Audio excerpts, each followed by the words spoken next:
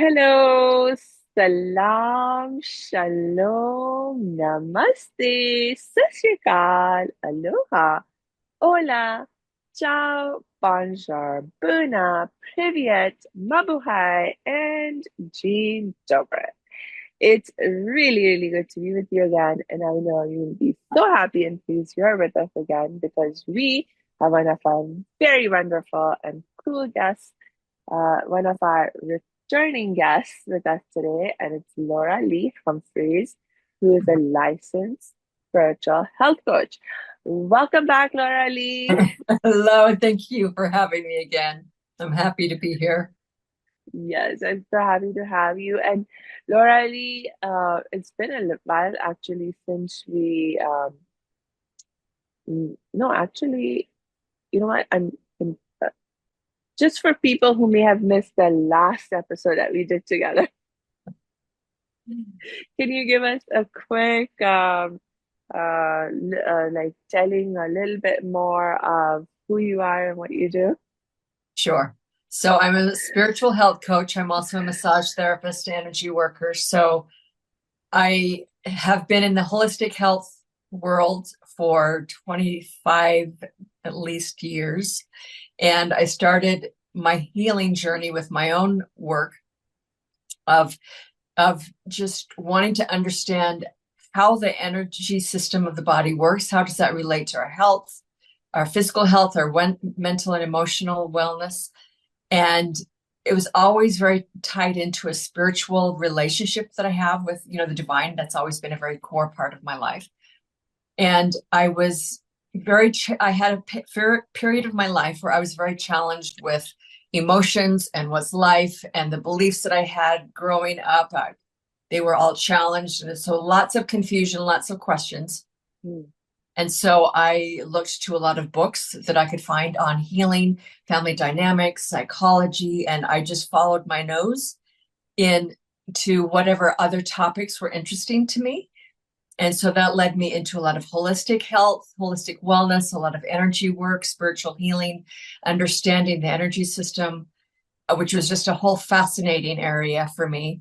And that led me into doing massage because I wanted to be able to do something or have like an umbrella profession or work where I could incorporate in all of the energy healing and the inner work that way. So I did that. And then several years later, then I went back to school again to become in holistic nutrition to really understand the body and how to heal and take care for the body on the physical level. Now that I had had a pretty good grasp on the emotional work and the mental, reconfiguring your thoughts. And so all of that combined, then I became a spiritual health coach so that I can help people, whether it's the physical end of things, the emotional, the body work, massage, um, the psychology, like looking at what kind of beliefs you're holding that is tripping you up and affecting your health. So that's kind of where I'm at today, and just helping Yeah, all of those different things with their relationship with themselves. yes. I love that. I love that, you have so many different aspects of our being, that, I mean, they're all interconnected and they're all interrelated. And you have all of these different modalities that you're able to utilize to help all of these different aspects of ourselves to achieve better health and wellness. I just absolutely love that. And, in the very first episode that we did together, we talked about some of the more specific modalities like Reiki and massage that you use. And then the second time that we had a talk together, we were talking um, about some of the challenges that people can come up with in the context of healing, that can, it's like you're going to the doctor, you're doing everything you can to help yourself get better, but something's, like blocking the healing from actually taking effect. So we're really digging into, well, what is that? And how can you actually get over all those blocks and experience the healing that you desire? And actually, I wanted to take our conversation today further from that point because, uh, towards the end of our last conversation, the we really started to to think and talk a little bit about, well, what is healing actually? Um, and I think for a lot of people, um, it, that that idea and that concept is not very clear, especially when we try to think about it from a spiritual perspective. And so I'm hoping that today we can dig deeper into getting clarity on that, and and then also exploring what's possible on the other side Sure. of understanding and experiencing healing. Sure. That's a lot of Yeah. that's a big topic, and we could go in a lot of different directions. Yes. So let me just start our conversation with a definition that I came up with as I was working through my own things. Then Mm. I did a lot of journaling, a lot of writing. And one time I was just writing about my experiences and what I was learning and how it was totally reframing and changing my whole thought process and beliefs and perspective on life. Mm. And I wrote down this concept of what I define healing as. Okay, so I'll share that with you. So ultimately, healing is all about your relationship with you, really Mm. coming to make peace with you, Mm. to love and accept and forgive yourself, and to really come to terms with what your life is or isn't, the things that Mm. you have done or not done, and just really be able to look at all of that, your whole life, your whole relationship with you from a much higher vantage point from what we typically look at our day-to-day life Mm. from that lens, but to be able to step up and see it from here, higher up, and really come to understand why you did what you did or didn't do what you didn't do, and whether or not you've hurt someone, hurt yourself, just to be able to understand the backstory behind those actions Mm. and really forgive yourself and accept who you are and accept what your life is, to really Yeah. come to peace and a deep peace, not just empty words or nice fluffy words that are on the surface, but really feel that within your Mm. body and come to Yeah. terms with your body and to learn to understand your body and work with it and what it's Yeah. teaching you. So Yeah. everything when we're talking about healing and growth and how we do life, it all comes back to you, your Mm. relationship with yourself, Mm. and a continual expansion of who you are and how do you want to develop yourself? How do you want to grow? Yeah. And so along the way, then we come into all the different conversations and all the experiences and all the opportunities Mm. that we get to learn more about ourselves, and through that process learn to understand and forgive and love ourselves. Ah, well, that is such a interesting way to think about healing. I mean, now that you say it, it makes so much sense. Um, but I must say, I mean, yes, ah, to think about healing as your relationship with yourself. Okay, okay, okay. Hey, thanks for tuning into this episode. Hope you're getting value out of it. For your information, this episode has been sponsored by the Happiness 101 program. Are you a change maker, coach, trainer, or healer? Are chains of fear holding you back from making the impact and income you desire? Using a unique combination of positive psychology and the spiritual wisdom of our most effective change makers, The Happiness 101 program helps you break through your limiting beliefs and manifest the abundance and success you desire with fun and ease. Interested? Book a free Happiness 101 exploration call with me, your happiness expert, Samia Bano. Just use my online calendar link in the show notes. Now, back to the show. So let me also add too, Yeah, you can look at healing as yeah. the word itself, coming down to the root of the word at healing. It's all about wholeness or making Mm, whole. yes, Okay. that's And right. so, and that's often a perspective that a lot of people hold. And so Yeah. my invitation is let's take that one step further. And it's like, what are we making whole? Who are we making Mm, whole? mhm, And mhm, mhm. and as I said about it's all about your relationship with yourself and who you are. Yeah. Isn't that the self that we are making whole Mm, within all of the healing activities? yes. Yeah, so what you're saying makes sense because especially when we think about healing,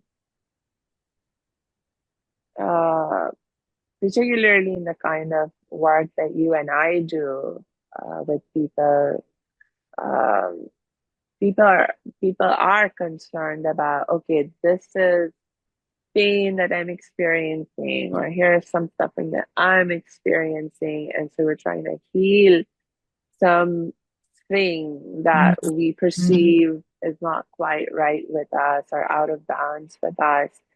And so, to think about, okay, healing means that I am coming back into a relationship of more peace with myself, greater acceptance with myself, more wholeness in the context of my relationship with myself. That does make a lot of sense. Mhm.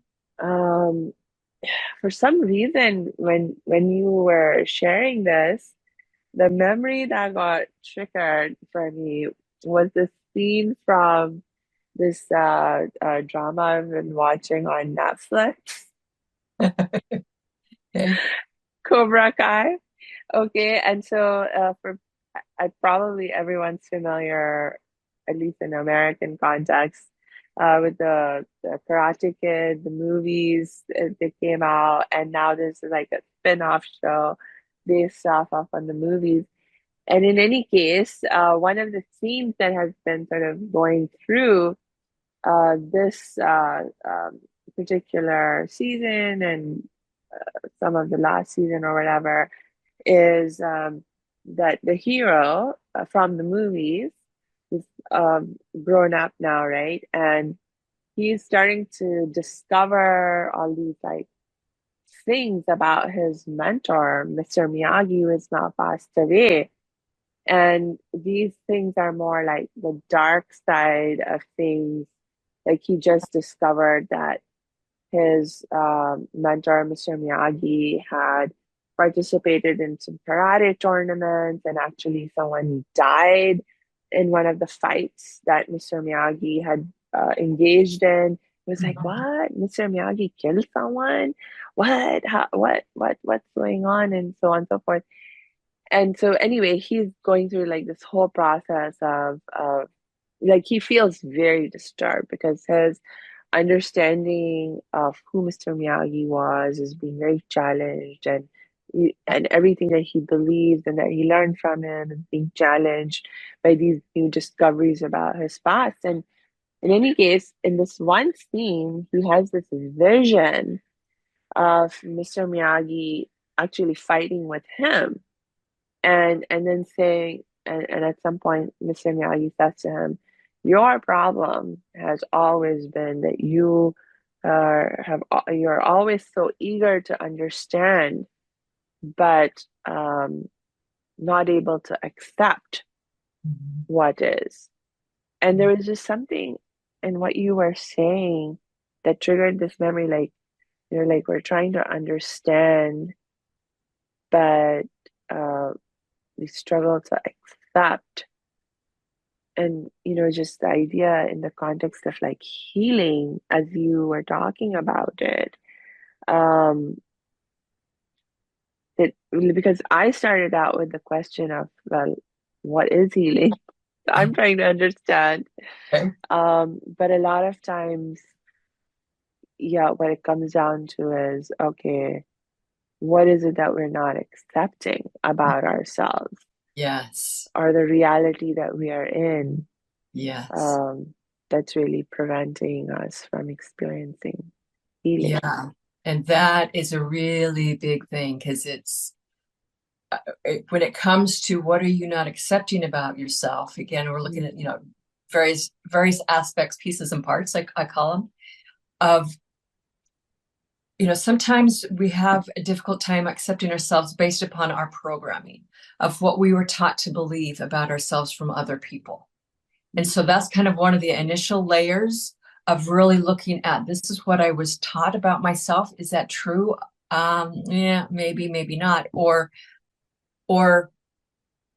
there's just always this rub. It's like I just have a difficult time accepting what I'm supposed to be or who I'm mm, supposed to be in order to please other people.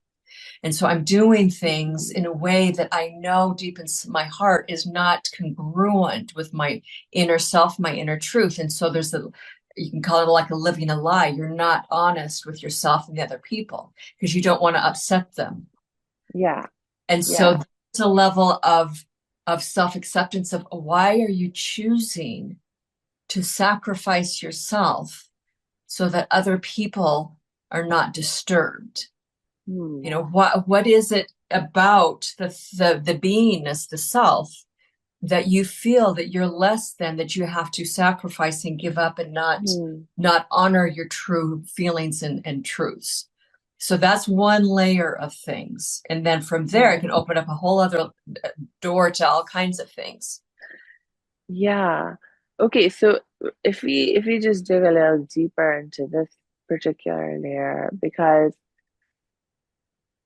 um okay, so this is actually something that has been coming up with someone that I'm working with these days. Um but it's also like I think a challenge that a lot of women particularly tend to struggle with, and because we are in these roles of caregivers, caretakers, and a lot of times when um, we are playing these roles, one of the goals is to um, maintain peace, maintain harmony in the relationships, in the home that we are taking care of. And so, like, if there is disagreement, if there is difference of opinion, a lot of times the tendency is, okay, for the sake of peace, for the sake of preventing conflict, Mm-hmm. you're like, okay, fine, I back down or I won't voice what my perspective is, etc. And we keep going with life. But Yeah. over time, it sort of uh, it, it can build up. Like it may Yes. not. It's like if you keep repressing and suppressing your feelings, your thoughts, your emotions, perspectives, etc., it's not a very sustainable situation. Right. Um, and at the same time, there's like this. Mm, I mean, I think the thing that I've been working on with my person to help them shift into like a different perspective, it's sort of like, why are we, so let's say there is a difference of opinion. Why is it a problem that there's a difference of opinion? Like, why is it, um, because the thing is, so it's like if the mindset is, or the experience is, okay, there's a difference of opinion, and I'm going to hold back. I'm not going to speak up because if I assert myself, if I assert my difference in opinion, it's going to cause conflict. But it's like, why? I mean, isn't there something that should be addressed in that aspect of the mindset? It's like, why is it a problem that there's a difference of opinion in the first place? Why should it be a cause of conflict? Yeah, that's a big question. And I think a lot of that has to do, much of it, in my view, has to do with the social conditioning that the people are living within, like the tribal family, tribal community. This is who we are. This is how we do things. This is how our ancestors have done things for however many generations. That family, tribal community mindset is very strong. Mm. And I think we mentioned it a couple times ago when we talked too. It's like at some point in the individual development of the person, they will they'll butt up against the walls of Yeah. the family dynamics of this is how we do things. And I think Mm. when that happens, that's where that conflict occurs because one person is really comfortable and happy and wonderful. Life is good. They enjoy being within that bubble of this is how the family dynamics community is, and this is how we've done things, and I don't want to change it. I don't want to question it. Yeah. It's fine. Yeah. But then somebody else says, well, how about I see it from this point of view. I see it from that. I feel this. And so that's where the communication skills get challenged in being able to just express this is what I'm feeling. This is how I'm seeing things. And Yeah. doing it in a way that doesn't threaten the other person, because as soon as they feel threatened, then you've got everybody on defense and then you've got the fighting going on. So that's what we want to Right. avoid. And so, Yeah. but there does come, and it's so nuanced with all of this, there does come a point when it's like, yes, I'll keep the peace. And so I'll say my opinion, but then I'm going to keep back this other piece of my opinion just to keep the peace. And that can go on for quite a long time. And it's usually, honestly, the women who are doing that. Yeah. And however, as you said, it does come to a point when it's like that is no longer healthy. That's not keeping the Mm. peace because what's being sacrificed is the inner peace of the person, not being able to speak, not being able to share and be heard and understood. Yeah. And so that's when it gets really tricky because you've got to really be able to see what the relationship with that other person, see what the potential is for growth. Is that other Mm. person willing to stretch a little bit to accommodate your thoughts and feelings because and to be willing to see you in a broader perspective and know you in Yeah. a deeper way. And that's very tricky. It's very sticky. And if it comes to the point where the other person simply will not and is not willing to see you in a different way and to hear you, then there's some really big, difficult decisions facing the person who's not being heard. And that's really hard to do. Yeah. And Yeah. for me, it comes down to, there's the bottom line of at what point does you, meaning, anybody but you, at what point is it no longer okay to stifle your voice because you're stifling and suppressing and giving up? You're denying you, your essence, your spirit of who Hmm. you are as a being. You're not honoring yourself at that point because because you're afraid to speak up because of the not wanting to hurt the other person's feeling or rock their boat. That takes precedence over you. And so you Right. begin to disappear. However, you can't push that down without having some kind of consequence. Right. That's how energy works. It will show up in some manner. And Yeah. oftentimes, how that shows up is physical disease. Right. And that's where the whole, physical health comes into play, is connected with Yeah. mental stuff. And so Yeah. that's when, by the time something hits the physical level, energetically, emotionally, there's been a long history of stuff that has not been healed or addressed or loved and acknowledged. And so there's chaos within the soul, within the person. Yeah. And that's where the healing is being invited to happen. Right, right. And as we, invite that healing to happen, you're going back to the idea of acceptance. Mhm. Because I find that a lot of times in these kinds of scenarios, there is a certain lack of acceptance that's part of the core issue.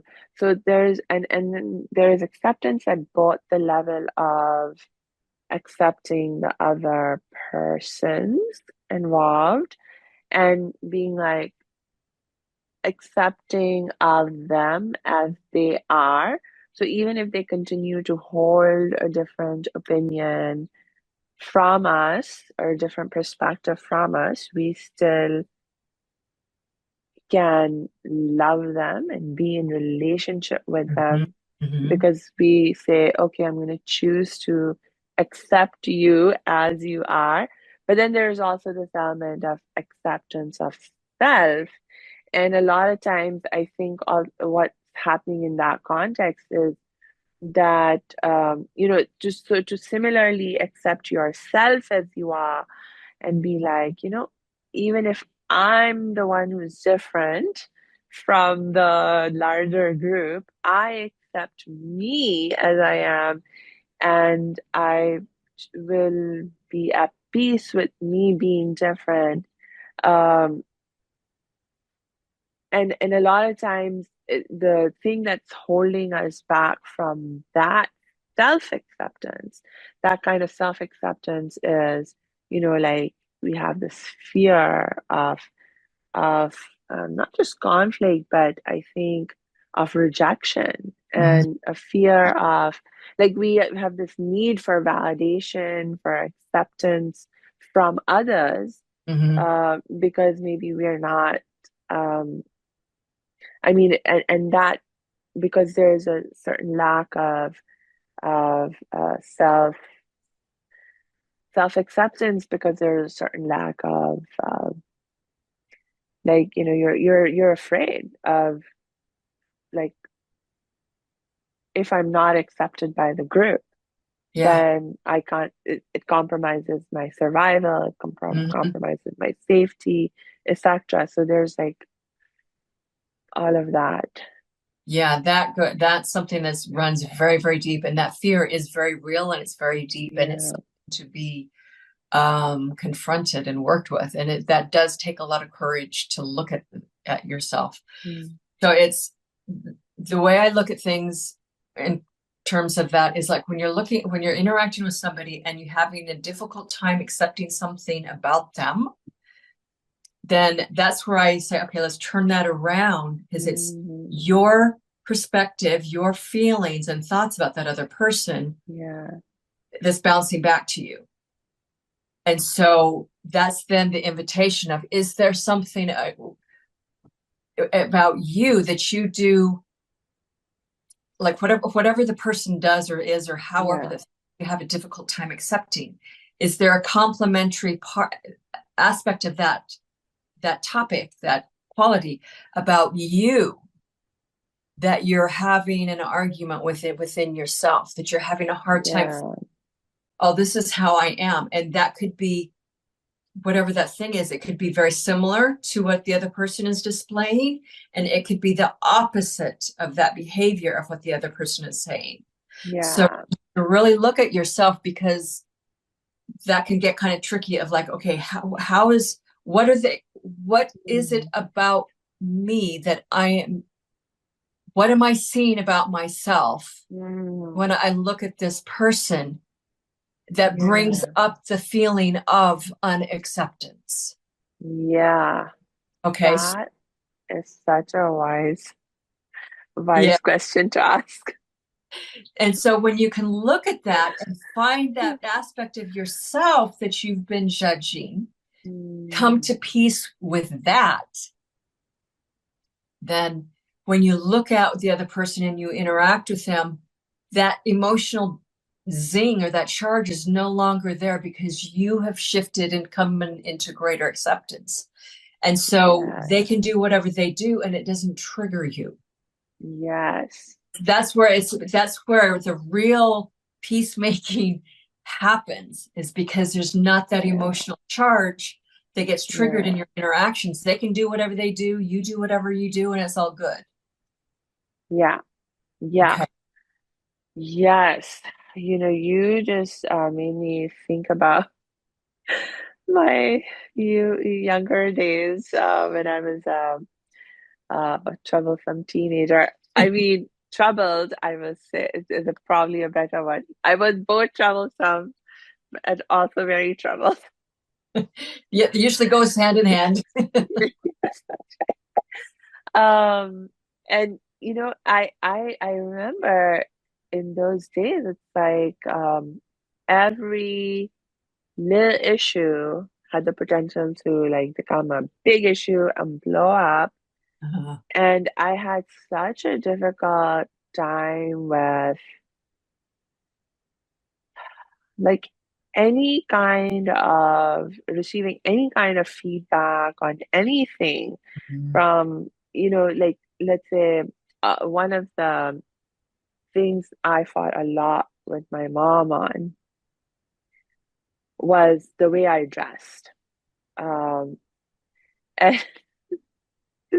some people may be thinking, oh, was I dressing too provocative or racy? And my mom was trying to contain me. No, it was the actually very opposite problem of I was like um so into like I wore not only clothes that were extremely baggy, but very like frumpy in all kinds of ways, oftentimes faded, and oftentimes like I wouldn't change my clothes for days and I would be stinky and all of that, but I mean, and just that was just one aspect of actually like I was very, very neglectful of self-care. But the one aspect that other people could see was the way that I dressed, Uh, and that I didn't take care of myself.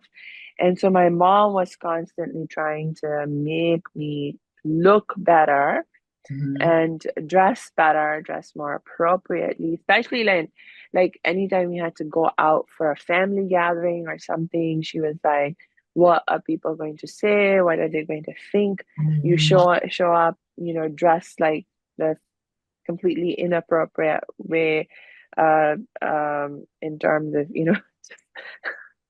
being so frumpy and all of that. Yeah. And so, but like for me, like I would dig in and be like, no, this is my style, my expression, and why is everyone trying to force change on me and all of that? And so it's sort of like, um, and it's like, why can't you love me as I am? Because Mhm. that was like at some point, that became like a huge issue for me. It's like I want to be loved as I am, and why can't you just love me as I am?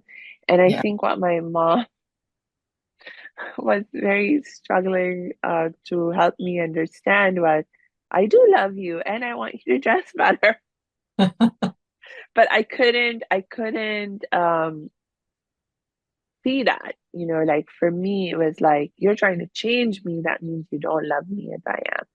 And Yeah. and so it obviously, now I can see that it wasn't an issue with her. It was like an issue of me struggling with something Mhm. about me. And until I resolved my issue Yeah. with what I was not accepting about myself, that was being reflected in the way that I was dressing and so forth.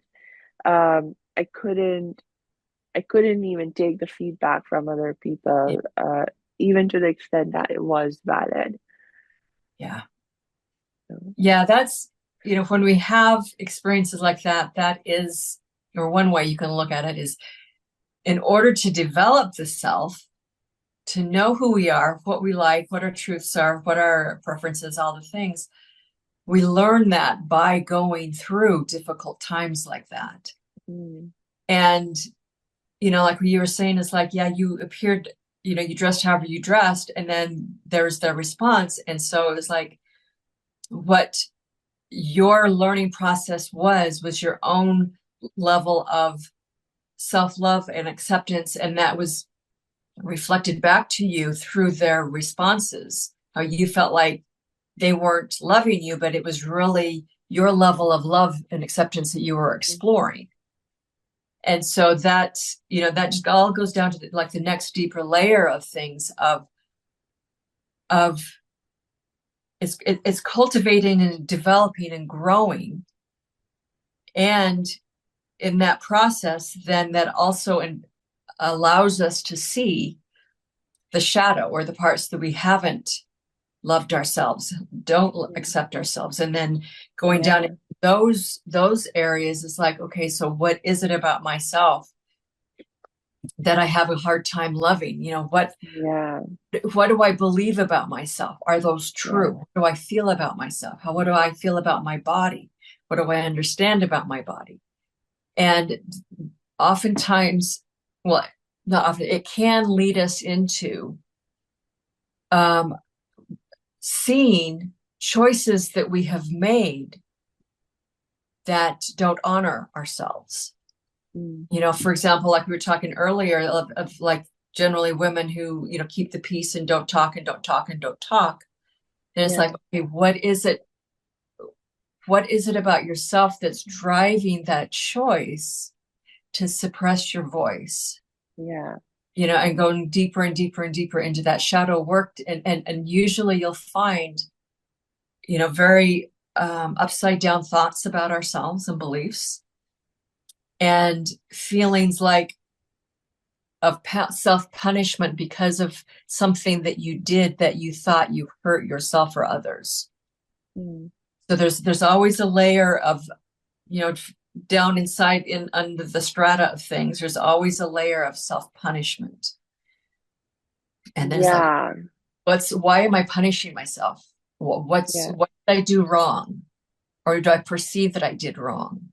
yeah, And so that right. into a whole new layer of stuff.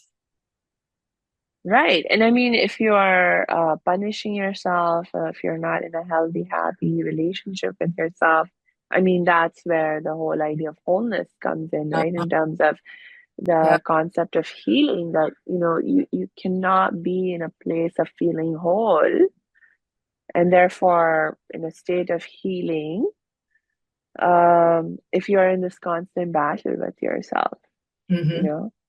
Yeah.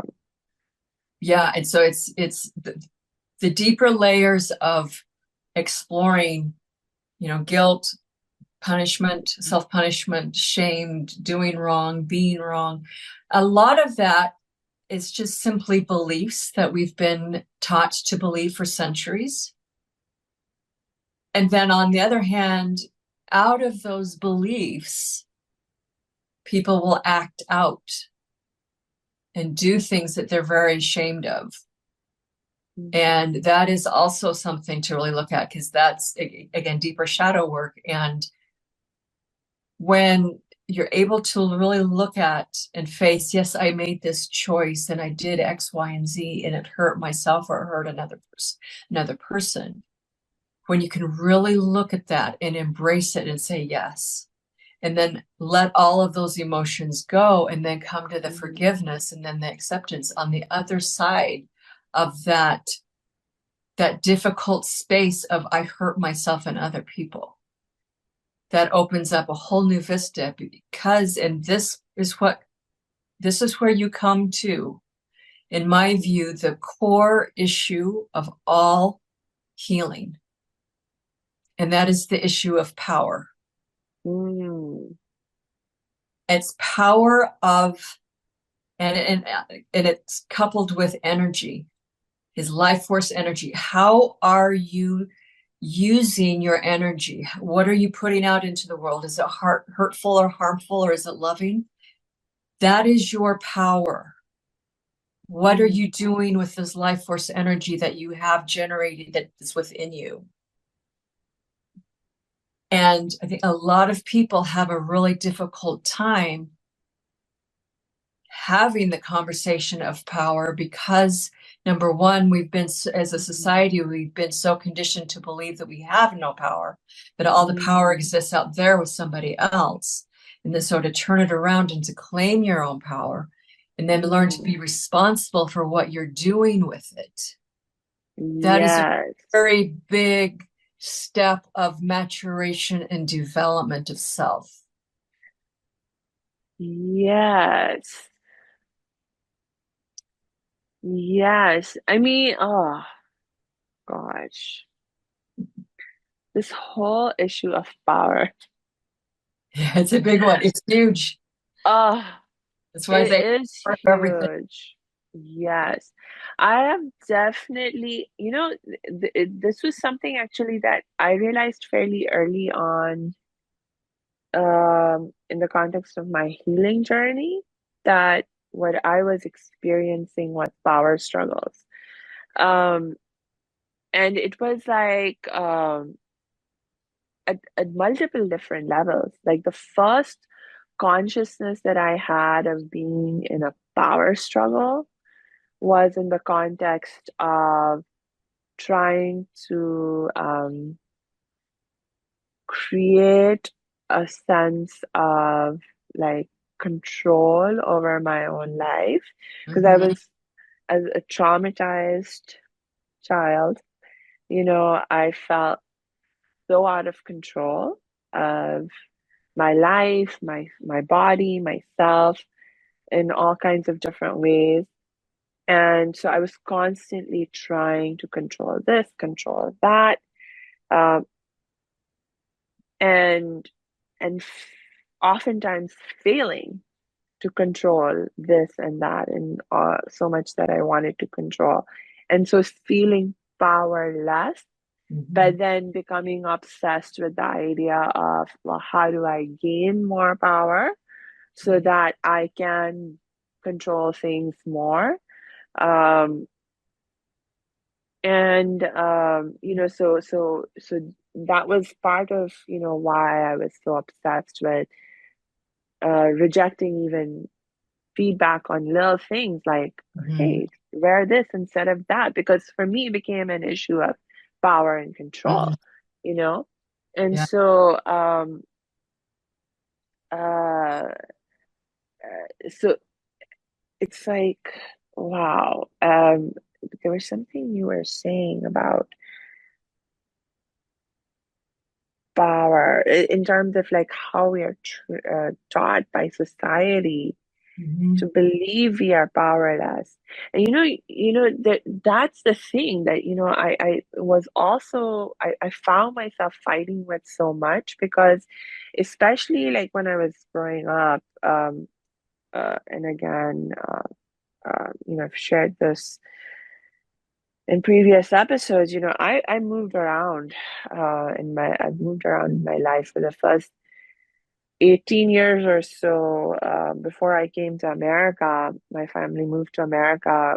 I had already lived in India, in Pakistan, in the Middle East. And especially, when I was living over in these different Asian cultures, um, they're much more collectivistic cultures. Hmm. And so the individual self is deliberately de-emphasized. Oh, um, and there's a lot of emphasis on, even shaping your identity in the context of understanding the part of the group that you are.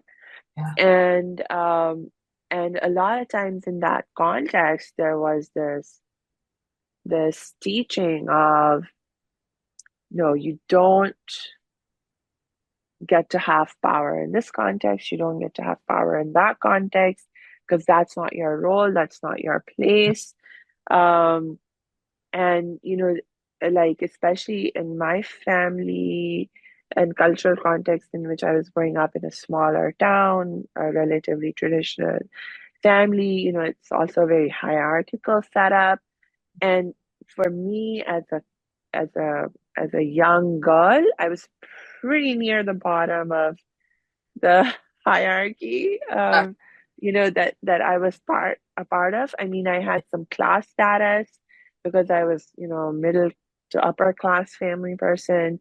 Um, but in most contexts, I was closer to the bottom of the hierarchy. So I was constantly feeling this like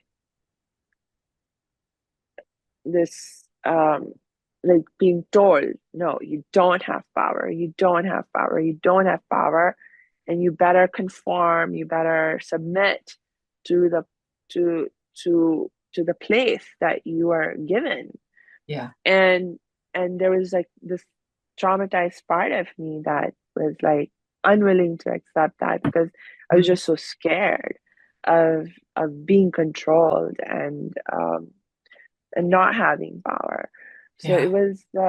it's just it was very traumatizing, actually. These power struggles that I experienced, very traumatizing.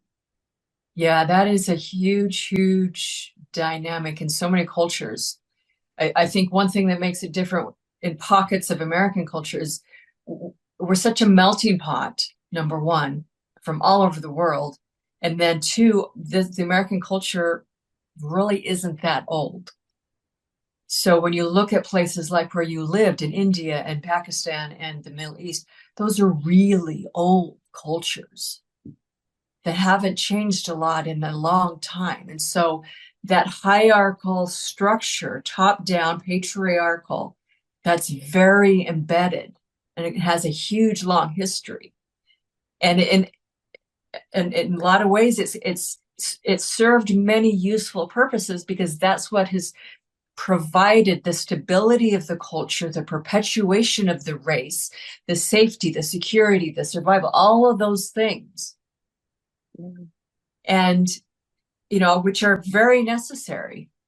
yeah. And I think, in the times that we are living in now, it's structures like that are starting to crack because as everything has its life cycle, then that structure, its life cycle, life is saying, okay, you served this formation or this construct for however Mm, many years.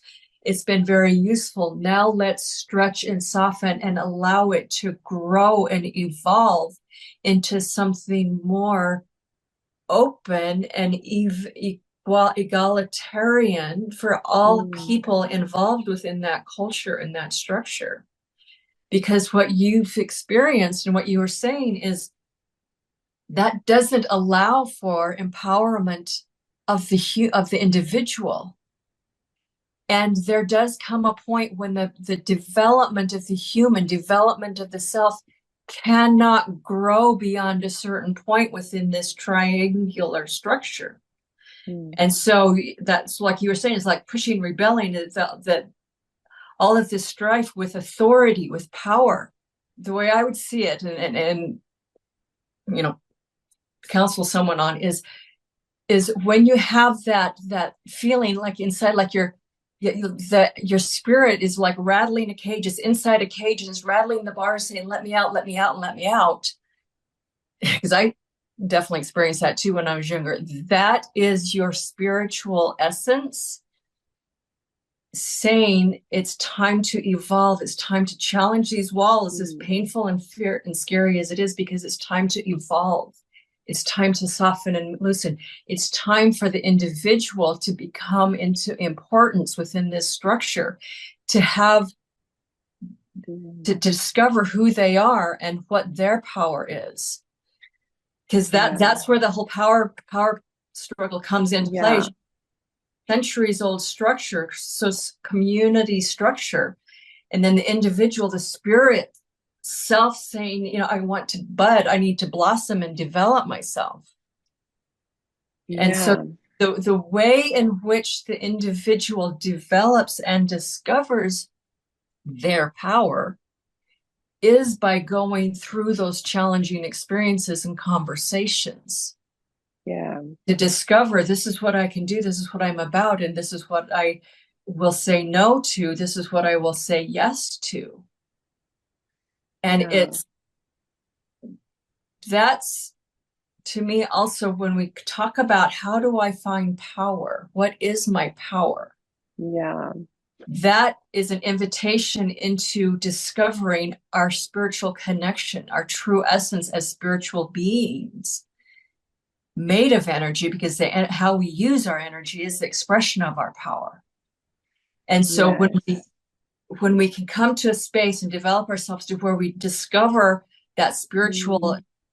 essence of ourself and derive our strength from that, Mm. then we are generating our power from the inside out, which is a very Yeah. different dynamic from what we see in traditional society as Mm. authoritarian, top down, outward expressions of power, like the bully, or I'm going to tell you what to Mm. do. You have to do it my way. It's always from the outside coming at us rather than Yeah. bring our power and expressing it from the inside out. Yeah. Because It's very, very interesting thing to explore. And I think, it is Loralee, we're gonna have to bring you back because a conversation. I know, because it's like as the thing, you're absolutely right. There's like all these different dynamics and expressions, and it's like now the thing is that as I've healed and it's like it's like I have a different understanding and way of relating to these same power structures where I can now be participating in them without feeling threatened. And Mhm. so, there is, again, so much of it comes down to, again, issues of acceptance, but now this issue of understanding power and what is power, how do we really come into our power and interact with others? Because it's like every single person has this need. I believe it is one of our most fundamental human needs to have a certain sense of power and control Mhm. over our own lives. And so, if you have that need and I have that need and everyone has that need, then we have to figure out how we can each of us fulfill our need without compromising anyone else's need. So Yes. it's like my need to exercise power and control in my life can't come at your expense. And I think that's part of the problem that we see happening a lot, is that in order for you to feel the power and control you need in your life, you think you have to dominate me or dominate someone else. And so then we end up in these power struggles. But there are healthy ways where we can understand and live our power. But oh gosh, you'll just have to come back for us to talk about that. Sure. Yeah, that's it. Again, it's a big, huge conversation. So, and I just Yeah, one final note on that for yeah, today is what I understand of why people do that, of wanting to put power over onto others or bully or suppress, or the external pushing onto another person, yeah. is because that individual has never developed themselves enough to recognize that they have power within. And so like the bully, that is an expression of somebody who's not had the opportunity to develop and heal themselves. And Yeah, so and again, it's like the whole evolution of the human race, is breaking these structures to open. yeah, Everybody can recognize what you were saying. It's like, I have my power from within. You have your right. power from within. And there doesn't need to be Mm, any argument over that, because I yeah, recognize you, I recognize me, and we can all create a world yeah, together. yeah. Oh gosh, I have to literally force myself to not respond to anything that you just said, Loralee. And I will just give my last reminder to our audience, which is to please make sure you check the show notes because we will be dropping Loralee's links in there so you can connect with her and get the help and support you need whenever you are ready for it. And until we connect next time, I just wish you luck and lots of peace and joy.